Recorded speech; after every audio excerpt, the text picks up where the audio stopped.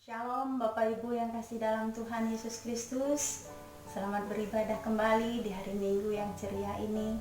Walaupun kita bersama-sama beribadah hari ini di rumah masing-masing, biarlah sukacita daripada Yesus Kristus Tuhan terus melingkupi kita bersama untuk menyembah dan meninggikan nama Dia.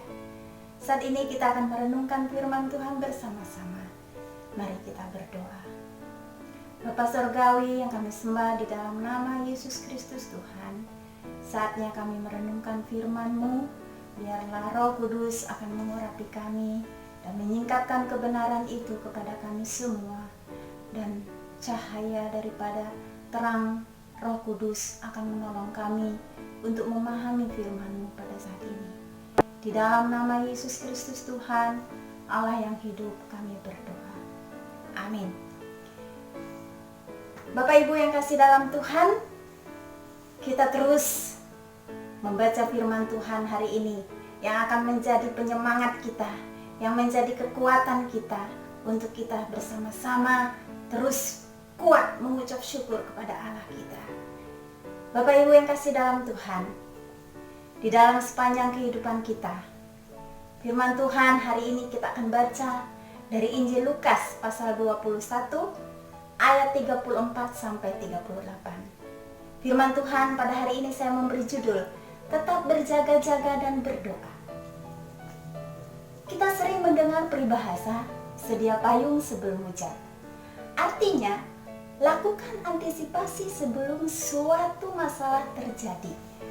Tujuannya supaya ketika masalah datang atau terjadi, orang dapat mengatasi masalah itu dengan baik dan menyelesaikannya dengan benar. Dalam firman Tuhan pada hari ini yang kita akan renungkan, memberikan nasihat kepada kita, yaitu berjagalah dan berdoa. Mengapa? Supaya kamu beroleh kekuatan untuk luput dari semua apa yang akan terjadi. Seperti yang terjadi saat ini, kita tidak bisa kemana-mana. Bahkan pemerintah menghimbau kita semua tinggal diam di rumah. Oleh karena itu, biarlah kita bisa mengatasinya, kita bisa menghadapinya di saat ini. Dan supaya kita menjadi kuat dan tahan berdiri di hadapan anak Allah. Itu yang dikatakan di dalam ayat 36. Berjaga dan tetap berdoa. Yang pertama katakan, mengapa kita harus berjaga-jaga dan berdoa? Di dalam firman Tuhan ayat yang ke-34 katakan, jagalah dirimu supaya hatimu jangan syarat oleh pesta pora dan kemabukan serta kepentingan-kepentingan duniawi, dan supaya hari Tuhan jangan dengan tiba-tiba jatuh ke atas dirimu seperti suatu cerah. Bapak Ibu yang kasih dalam Tuhan, dosa sangat dibenci oleh Tuhan. Menjaga hati dari kesenangan duniawi. Hidup kita diminta supaya apa itu kesenangan duniawi? Dikatakan di sini adalah pesta pora dan kemabukan serta kepentingan-kepentingan duniawi. Mari kita memahami firman Tuhan bahwa segala sesuatu yang kita lakukan, katakan, jauhkanlah diri kita dari segala kesenangan dunia. Sadarlah dan tetaplah sadar dalam menantikan kedatangan Tuhan, supaya kita dapat berada dalam keadaan layak untuk menerima dan menyambut kedatangan Kristus. Itulah yang Dia katakan pada kita pada hari ini. Biarlah firman Tuhan ini menguatkan kita. Jangan sampai dikatakan supaya hari Tuhan jangan dengan tiba-tiba jatuh ke atas dirimu seperti suatu jerat yang menangkap kita. Tetaplah kita berjaga-jaga dan berdoa. Yang kedua, kita harus tetap menjaga persekutuan dengan Tuhan. Saat ini kita diberi kesempatan untuk bersekutu dengan keluarga kita. Ada papa, ada mama, ada kakak, ada adik. suatu kesempatan yang belum pernah terjadi di dalam gereja Tuhan. Tetapi pada hari ini, Tuhan mengizinkan kita bersama-sama duduk di dalam satu keluarga untuk menikmati persekutuan. Dengan demikian kita akan merasakan kebahagiaan tersendiri sebagai seorang ayah, sebagai orang ibu, dan juga sebagai seorang anak. Ketika kepala keluarga, saudara-saudara melihat ada keluarganya bersama dengan dia, ada kebahagiaan, ada ucapan syukur. Demikian juga dengan Allah kita. Jika kita menjaga persekutuan kita dengan Tuhan, supaya kita apa? Supaya kita sebagai murid-murid Allah ini selalu siap siaga setiap waktu. Nah, bagaimana caranya supaya kita senantiasa berjaga-jaga setiap waktu? Di dalam ayat yang ke-36 katakan, berjaga-jagalah senantiasa sambil berdoa. Berdoa terus-menerus. Dalam doa kita membawa setiap seruan kita kepadanya. Dia mendengar, bukan saja mendengar. Ketika kita berseru, dia menjawab kita. Ketika kita percaya kepada dia, dia akan menjawab dan memberikan apa yang kita perlukan. Tuhan mendengar. Dia mendengar. Mendengarkan dia berbicara. Bagaimana kita mendengarkan dia berbicara? Yaitu lewat kebenaran firman Tuhan, ya. Ketika kita mendengarkan dia berbicara, 2 Timotius 3 ayat yang ke-16 akan menolong kita bahwa firman Tuhan itu sungguh dapat mengajar kita untuk menikmati bahwa di mana kita mengadakan persekutuan dengan dia, di sanalah kita akan mendapatkan suatu didikan dari Tuhan. Firman Tuhan katakan, segala tulisan yang diilhamkan Allah memang bermanfaat untuk mengajar, ya mengajar kita, menasihati kita, untuk menyatakan kesalahan, untuk memperbaiki kelakuan, dan untuk mendidik orang dalam kebenaran. Amin. Bahwa percayalah, dengan Tuhan berbicara kepada kita, mendengar suara Tuhan ketika kita bersekutu dengan dia. Firman Tuhan katakan akan memperbaiki hidup kita, akan menolong kita, mengubah dan membentuk kehidupan kita, dan memberitahukan bagaimana seharusnya kita hidup. Mengapa? Agar kita tetap berdiri teguh di tengah semua godaan, pencobaan, dan pergumulan hidup seperti yang terjadi saat ini. Kita tidak menikmati hal-hal yang sedang kita rasakan di rumah, tetapi marilah kita membangun mesbah Tuhan bersama dengan keluarga kita, menikmati hadiratnya, membawa doa-doa kita kepadanya di tengah-tengah keluarga kita. Itulah yang dikehendaki oleh Allah bagi kita. Dan yang kedua, supaya kita memperoleh kekuatan bertahan di tengah-tengah masalah yang terjadi saat ini. Kita bisa bertahan hari ini, kita bisa kuat hari ini oleh karena firman Tuhan yang menolong kita. Amin. Ya, kiranya firman Tuhan ini menolong kita sungguh-sungguh, walaupun kita di tempat masing-masing, di tempat yang berbeda.